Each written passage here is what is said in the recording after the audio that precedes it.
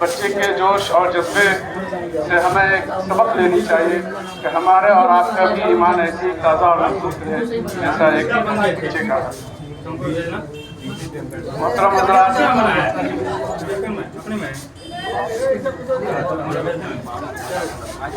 اب میں جس شخصیت کو دعوت دینے جا رہا ہوں وہ جناب حضرت مولانا نعمت اللہ صاحب قاسمی مدثر عالی ہے۔ میں اس شعر کے ساتھ تم کو دعوت دے رہا ہوں۔ ایک جشن باوقار ہے 26 جنوری، وجہ افتخار ہے 26 جنوری، اسی دن آئین کا نفاذ ہوا تھا، اسی کی یادگار ہے 26 جنوری۔ بسم اللہ الرحمن الرحیم۔ بزرگوں اور دوستوں، آج ہم لوگ یوم جمہوریہ کی خوشی کے دن میں تہوار میں جمع ہوئے۔ یہ دن جو ہم لوگوں کو ملا ہے، اس کے تاریخ اور اس کے اتہاس کو بھی پڑھنا چاہیے۔ قوم زندہ وہی رہتی ہے، جنتا زندہ وہی رہتی ہے، قوم زندہ وہی رہتی ہے جو اپنے پروجوں کی قربانی، اپنے اسلاف کی قربانی کو یاد رکھے۔ یہ جو 26 جنوری جو اس ملک کو بڑی جدوجہد کے بعد 400-500 سال کے قربانی کے بعد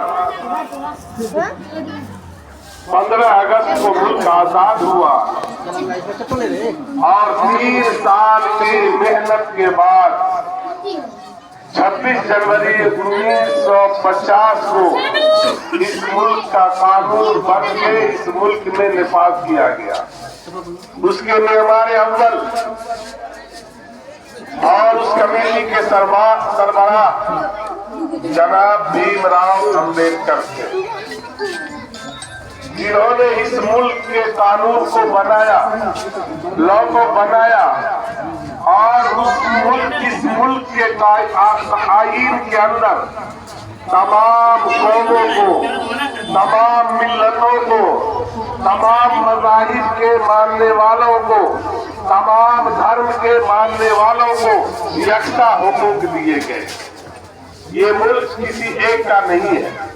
میرے نوجوانوں، میں آپ سے کہنا چاہتا ہوں کہ اگر آپ اتہاس اور تاریخ کو پڑھیں گے تو انگریز ظالم اس ملک میں 1601 عیسوی میں یہاں آتا ہے ایسٹ انڈیا کمپنی کے ذریعے سے، اور وہ یہاں رہ کر کے اپنی حکومت بنا لیتا ہے، لیکن اس کے ظلم و زیادتی جب 150 سال کے بعد ظلم اس کا بہت بڑھ جاتا ہے، یہاں کے ملک کے باشندوں کو، ہندو ہو یا مسلمان ہو یا سکھ ہو، ان تمام قوموں کے اوپر جب اس نے ظلم کرنا شروع کیا اور یہاں عیسائیت کو، یہودیت کو فروغ دینا شروع کیا، تو اس وقت کے ایک بادشاہ پہ سراج الدولہ، جنہوں نے 1756 میں سب سے پہلے ہندوستان کی لڑائی کا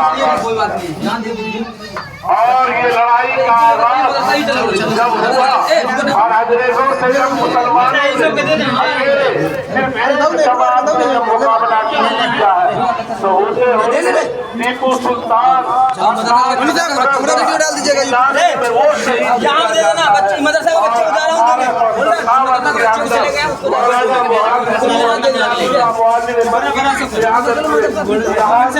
ہندو مسلمان کو شامل کیا گیا۔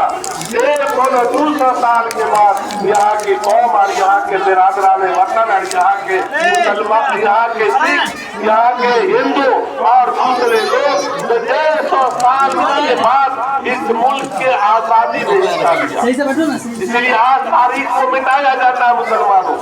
یہ ملک کی آزادی 1857 سے شروع نہیں ہوئی ہے، بلکہ اس ملک کا جنگ جو ہے 1756 کے اندر سراج الدولہ نے اور اس کی اہلیہ نے اس کو شروع کر دیا تھا۔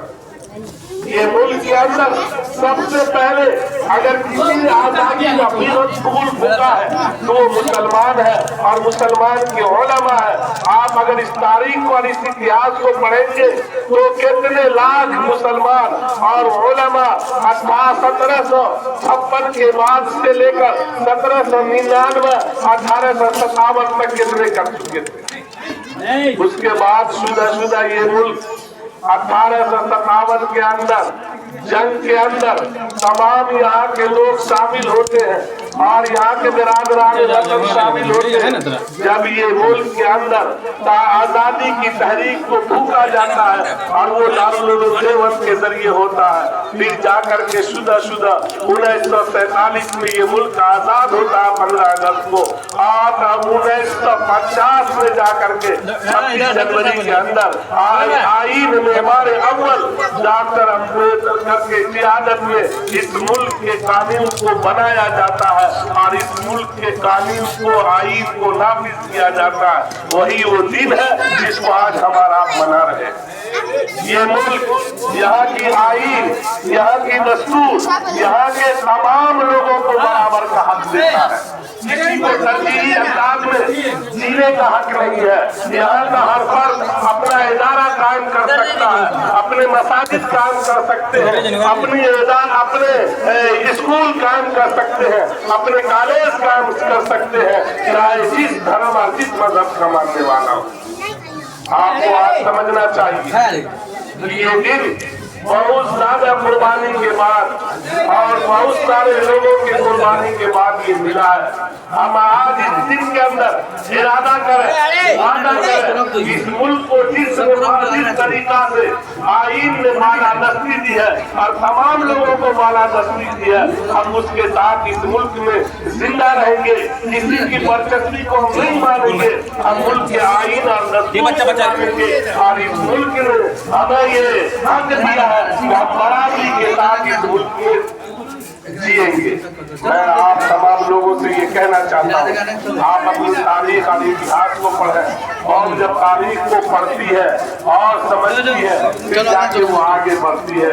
یہ آپ کے اور ہمارے بزرگوں کی یادگار ہے. ہم اللہ سے دعا گو ہیں کہ اللہ اس ملک کی ہر طرح حفاظت فرمائے, قانون کی بالادستی عطا فرمائے.